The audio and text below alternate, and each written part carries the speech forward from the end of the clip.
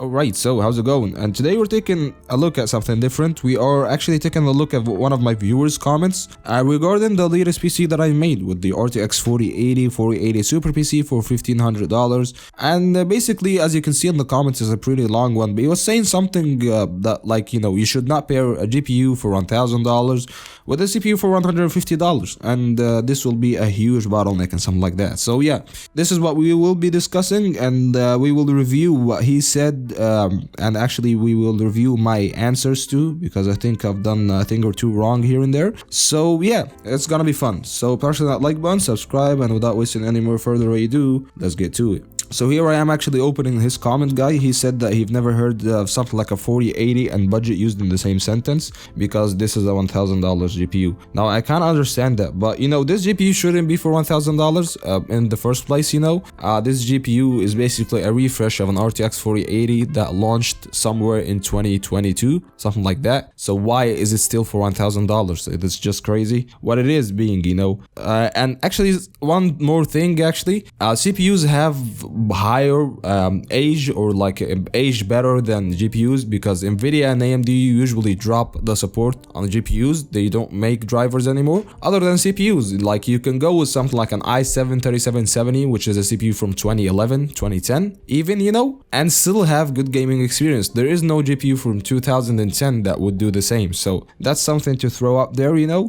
So basically, yeah, he said that he built a PC with an RTX 4090, and he got a 7800X3D, but there was something wrong with it, so he got a 7600X CPU, which is basically a higher tuned version of the CPU that I'm actually putting in the video that he was commenting on. But the difference in performance isn't that much, you know. It's only clocks and wattage that I wouldn't, and yeah, you'd need better cooling and things of that sort, so I wouldn't actually kind of stress on that, but of course there is a difference. Okay, so he's saying that he was getting occasional hitching and less consistent frame rate, and even just doing stuff like browsing Steam or looking stuff online wasn't smooth as the 7800X3D was. Now I kind of get it why maybe the 1% lows and 0.1% lows are not as smooth if you're playing at 1080p with a 4090. It's kind of understandable, but again, actually the GPU doesn't consume any, it's not even used when it comes to web browsing, so I don't know why he's saying that. So this is something to be questioning. Maybe he was just saying that, maybe that's actually happening with him, but either way, there is I can't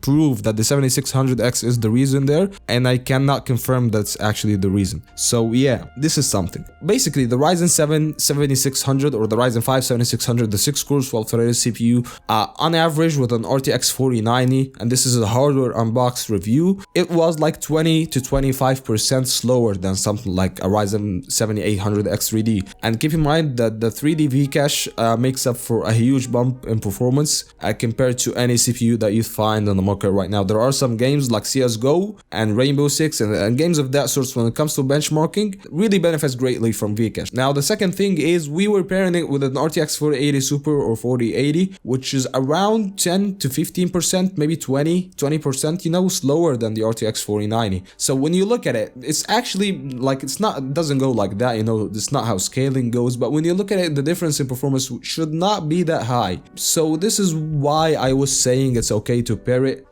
with that CPU if you decided to play a 1440p or 4K gaming. This was my huge point, actually. Now he was saying that I was getting wrong numbers because there was a hardware unbox review that actually showed different numbers from mine, and yeah, he was right. I got it from Tech Power Up, but that doesn't mean that Tech Power Up reviews was wrong. Maybe that has something to do with driver updates, maybe that has something to do with the test bench, the games tested, and the testing methodology in general. So yeah, this is why the numbers are different. Now as you can see right now, there are some benchmarks with the Ryzen 7600X compared to something like an RX 7800X3D with an RTX 4080. Now this is a video that I will leave a link to down in the description, where you can check out the full benchmarks.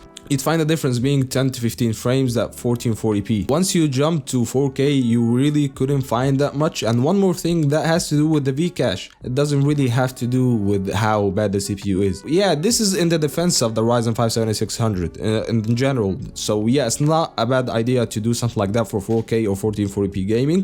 But yeah, the main point is it worth it? Now this is where it kind of really is debatable. For me at least, I would love to go with something like that as my main PC, of course, but yeah, I would rather go with something like an 8-core 16-threaded CPU more. A Ryzen 7 7700 on RTX 4080 would make more sense to me. That bump in like $50 to $80 more would take me a huge gap, you know, on a lot of games. Like, but once you jump into 4K, you wouldn't find that much. And there's always that, you know, Vcache itching thing. So if it doesn't have X3D Vcache technology, you are missing out on performance, of course. So yeah, that's been it. Let me know what you think down in the comments below. And if you like the video, press on the like button. You want to see more videos like that, can subscribe, and I'll see you in the next one. Peace.